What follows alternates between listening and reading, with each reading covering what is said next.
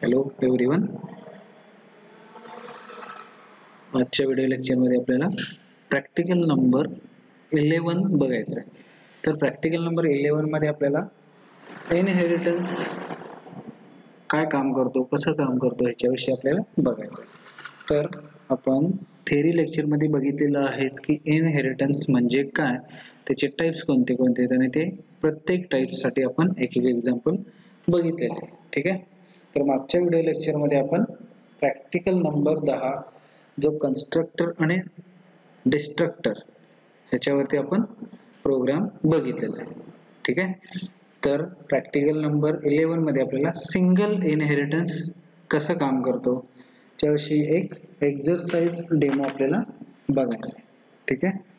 तर ह्या प्रॅक्टिकल 11 मध्ये आपल्याला टोटली 2 एक्झरसाइजचे प्रोग्राम्स दिलेले आहेत आणि त्याच्यापैकी आपल्याला एक प्रोग्राम ॲज अ डेमो म्हणून तुम्हाला इथं आज मी दाखवतो.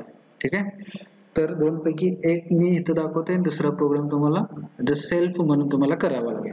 ठीक आहे.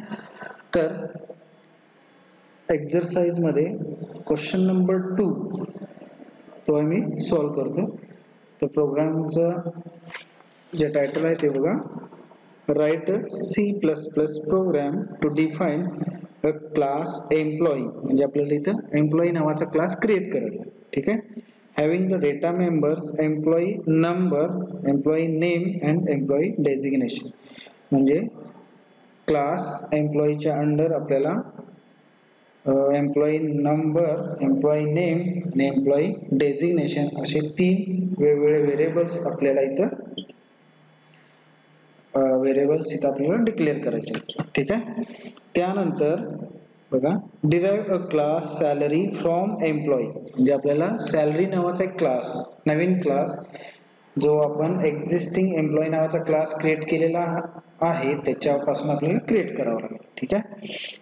Having data members basic HRA DA gross salary. म्हणजे आपल्याला टोटली सॅलरी क्लासमध्ये आपल्याला टोटल सॅलरी कॅल्क्युलेट करायची. ठीक आहे. नंतर accept and display the data for one employee. म्हणजे आपल्याला एका एम्प्लॉई साठी हा डेटा डिस्प्ले करायचा. ठीक आहे. तर प्रोग्रामला आपण स्टार्ट करूया.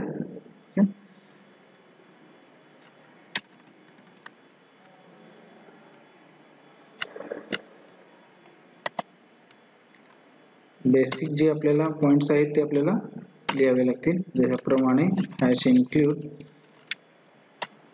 IO स्ट्रीम डॉट एच, त्यानंतर हॅश इन्क्लूड फोनिओ डॉट एच. ठीक आहे. त्यानंतर आपल्याला क्लास क्रिएट करावा लागेल. आता क्लासचं नाव इथे त्यांनी द्यायला सांगितलेलं आहे क्लास एम्प्लॉई. ठीक आहे. क्लासचं नाव एम्प्लॉई.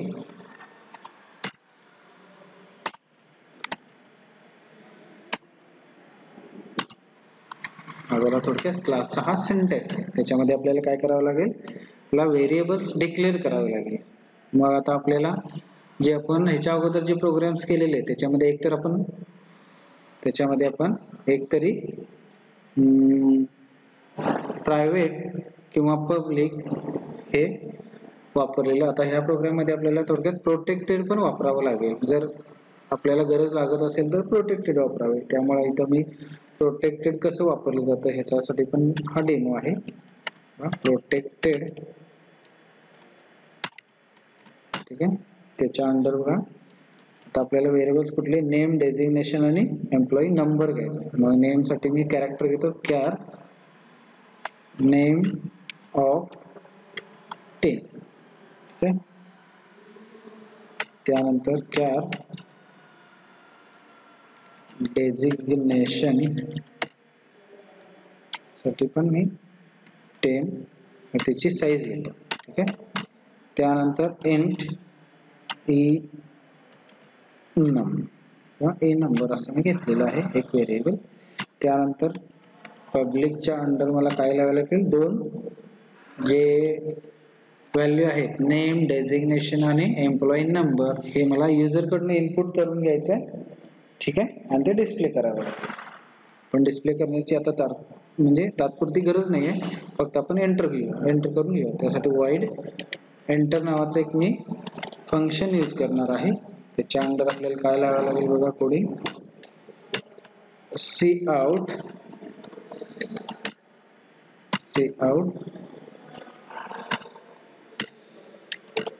enter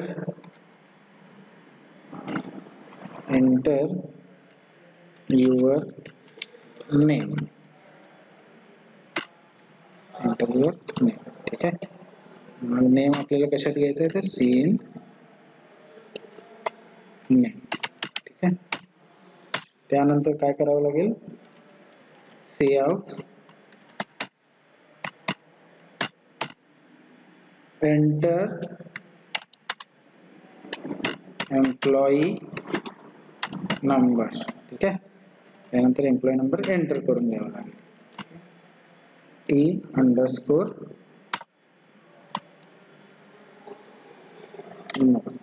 ठीक आहे. त्यानंतर बघा cout enter your designation,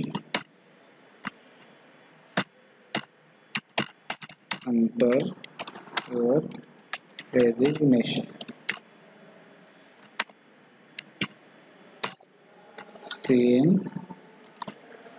designation, ठीक आहे. हे झालं void enter नावाचं जे फंक्शन आपल्याला जे नंबर, नेम आणि त्याचं डेझिग्नेशन एम्प्लॉईज आपल्याला एंटर करून घ्यायचं, ठीक आहे. हा झाला क्लास कंप्लीट. त्यानंतर आपल्याला काय करावं लागेल, एक दुसरा क्लास या एम्प्लॉई क्लास पासून काय करायचं, इनहेरिट करायचं. तर त्यासाठी सिंटॅक्स बघा कसं लिहिलंय, क्लास कुठला नवीन क्लास करणार आहे आपण, सॅलरीचा, क्लास सॅलरी, त्यानंतर कोलन पब्लिक एम्प्लॉई. म्हणजे काय, याचा अर्थ होतो आपण क्लास सॅलरी नावाचा एक क्लास क्रिएट करणार आहोत. कुणापासून, एम्प्लॉई पासून आपण एक सॅलरी नावाचा क्लास क्रिएट करणार, ठीक आहे. मग एम्प्लॉईचे, आता इथे पब्लिक का वापरलेला आहे, कारण का एम्प्लॉई क्लासचे जे पब्लिक ॲज वेल ॲज प्रोटेक्टेड मेंबर जे असतील ते सगळे आपण सॅलरी मध्ये यूज करू शकतो, ठीक आहे. तर त्यासाठी आपण काय वापरलेलं आहे, पब्लिक, ठीक आहे. तर त्याच्यामध्ये आपल्याला काय कोड करावं लागेल बघा, आपल्याला सॅलरी मध्ये आपल्याला HRA, DA आणि बेसिक सॅलरी युजर कडून एंटर करून घ्यायचे, ठीक आहे. तर त्यासाठी बघा प्रोटेक्टेड च्या अंडर फ्लोट G म्हणजे ग्रोस सॅलरी साठी आपण G_sal नावाचं व्हेरिएबल घेऊया. त्यानंतर बेसिक सॅलरी साठी B_sal नावाचं एक व्हेरिएबल आपण घेऊया, ठीक आहे.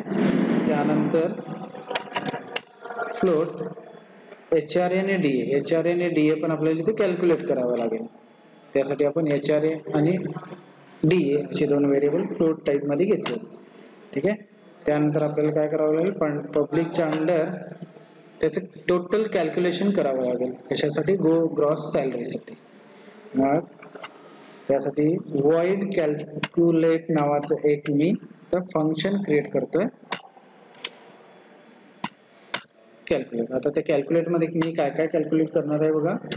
पहिल्यांदा आपल्याला बेसिक सॅलरी जी असेल ती युजर कडून इनपुट करून घ्यावी लागेल, ठीक आहे.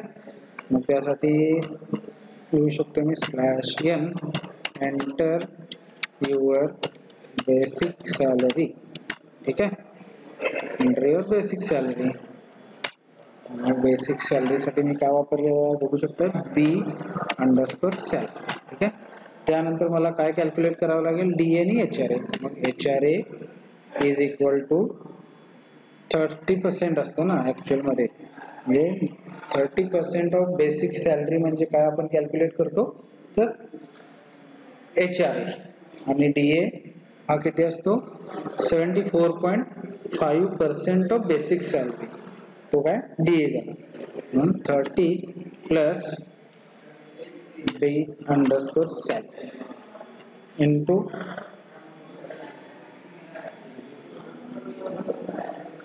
डिवाइड बाय 1000, ठीक आहे. हे झालं. त्यानंतर DA is equal to 74 0.5 plus d underscore sal divide by 100. ठीक आहे, म्हणजे आपण इथे काय काय घेतलेलं आहे, HRA आणि DA दोन्ही कॅल्क्युलेट केलेलं आहे. ठीक आहे, त्यानंतर आपल्याला काय करावं लागेल, ग्रॉस सॅलरी पण कॅल्क्युलेट करावी लागेल. Gross salary is equal to basic salary plus HRA plus DA. DA आणि HRA आहे. ठीक आहे, हे आपण टोटल कॅल्क्युलेशन केलेलं आहे. आता आपल्याला फक्त काय इथं एक डिस्प्ले करायचे सगळ्याची व्हॅल्यू, म्हणजे बेसिक सॅलरी किती आहे, DA HRA किती आहे, जी सॅलरी पण किती आहे, म्हणजे ग्रॉस सॅलरी. त्यासाठी आपण एक वेगळं फंक्शन करूया इथं, void डिस्प्ले नावाचं. void डिस्प्लेच्या अंडर आपण फक्त डिस्प्ले करणार आहे टोटल इन्फॉर्मेशन. void आता आपल्याला काय डिस्प्ले करावं लागेल, first name is equal to, त्याला नेम डिस्प्ले केलं, त्यानंतर सी आउट नेम झालं. त्यानंतर इथं आपल्याला एम्प्लॉई नंबर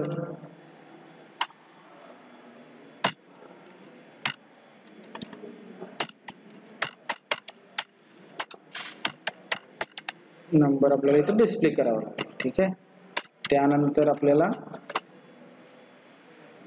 त्या एम्प्लॉईचं डेझिग्नेशन इथं डिस्प्ले करावं लागेल.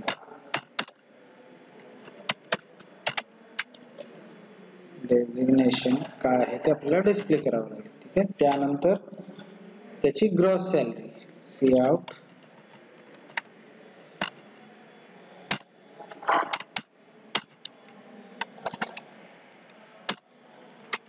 ग्रॉस सॅलरी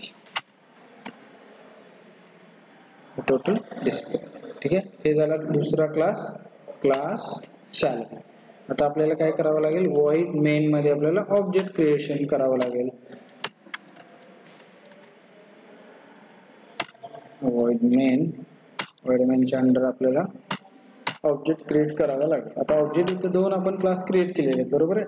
तर ह्या दोन्ही क्लासमध्ये नेमका ऑब्जेक्ट कुठल्या क्लासचा क्रिएट करायचा, तर एक लक्षात ठेवा, जेव्हा आपण इनहेरिटन्स करतो तेव्हा लक्षात ठेवा की जे चाइल्ड क्लासेस क्रिएट होतात तो प्रत्येक चाइल्ड क्लासचा इथं ऑब्जेक्ट आपल्याला क्रिएट करावा लागेल. आता सिंगल इनहेरिटन्सच्या केसमध्ये इथं चाइल्ड क्लास एकच आहे, तो कुठला आहे, तर सॅलरी क्लास. मग आपल्याला इथं काय करावं लागेल, सॅलरी क्लासचा एक ऑब्जेक्ट क्रिएट करावा लागेल. म्हणजे यस हा काय झाला, सॅलरीचा ऑब्जेक्ट. मग त्या ऑब्जेक्टने आपल्याला जेवढे फंक्शन्स क्रिएट केलेले आहेत ते सगळे फंक्शन्स आपल्याला इथं ऍक्सेस करावे लागेल. S dot enter, S dot calculate, त्यानंतर एस डॉट डिस्प्ले, हे तिन्ही आपल्याला फंक्शन्स ऍक्सेस करावं लागेल. आता इथे जी ऑर्डर मी दिलेलं आहे एंटर, कॅल्क्युलेट आणि डिस्प्ले, ह्या ऑर्डर मध्ये चेंजेस करू नका, कारण का जेव्हा आपण एखाद्या व्हॅल्यू एंटर करून घेणार असेल त्यानंतरच आपण कॅल्क्युलेट करणार आहे.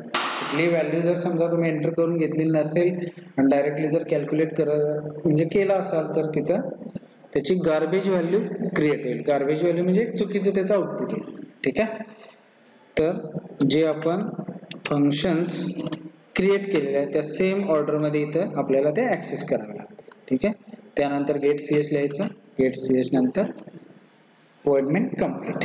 ठीक आहे, आता आपण फक्त फर्स्ट टाइम आता एरर किती आहेत की नाही आपण चेक करूया. त्यासाठी आपण अल्टर F9 बघायचं, अल्टर F9 मध्ये बघा किती एरर्स आहेत. आता इथं आपल्याला तर 0 एरर्स तर दाखवतो. ठीक आहे, आता आपण कंपाइल करून बघूया, कंट्रोल F9. त्या कंपाइल मध्ये इथं आपल्याला आउटपुट क्लिअर स्क्रीन दिसत नाही कारण आपण CLR SCR फंक्शन वापरलेलं नाही. एंटर युअर नेम,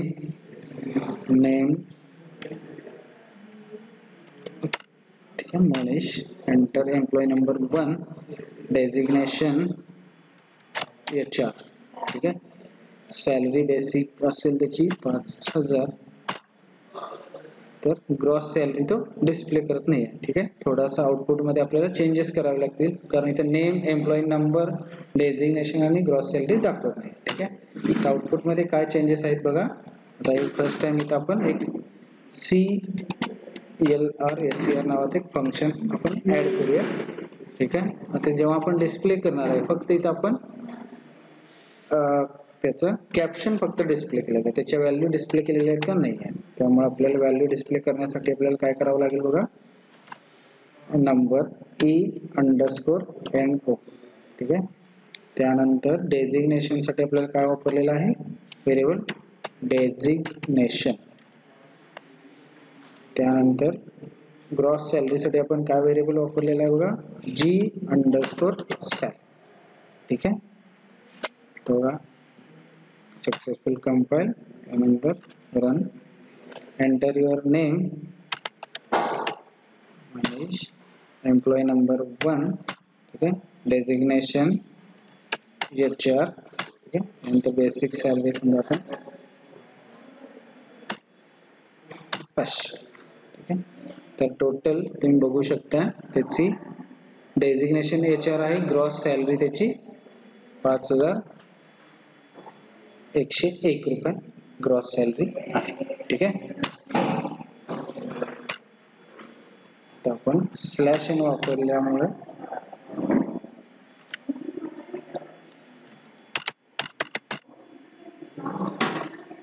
मन. ठीक आहे, त्यानंतर एम्प्लॉई नेम 2,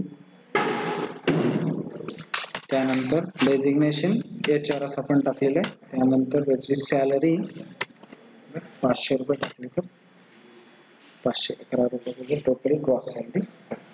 ठीक आहे, तर त्याला प्रॅक्टिकल नंबर 11 ज्याच्यामध्ये आपण सिंगल इनहेरिटन्स कसं काम करतो, तसेच आपले ऍक्सेस स्पेसिफायर म्हणजे याच्या अगोदर आपण पब्लिक प्रायव्हेट बघितलेलं आहे, त्याचप्रमाणे प्रोटेक्टेड कसं काम करतो हे पण आपण इथं बघितलं. ठीक आहे, हे झाला सिंगल इनहेरिटन्स. नेक्स्ट प्रॅक्टिकल मध्ये आपल्याला पुढच्या एखादा इनहेरिटन्सचं एक्झाम्पल आपल्याला बघायचं आहे, म्हणजे इनहेरिटन्स म्हणजे मल्टी लेवल इनहेरिटन्स असेल किंवा मल्टिपल असेल, ह्याच्याविषयी आपल्याला एक नेक्स्ट प्रॅक्टिकल बघायचं. ठीक आहे, तर आजच्या व्हिडिओ लेक्चर मध्ये आपण इथेच थांबूया. थँक्यू.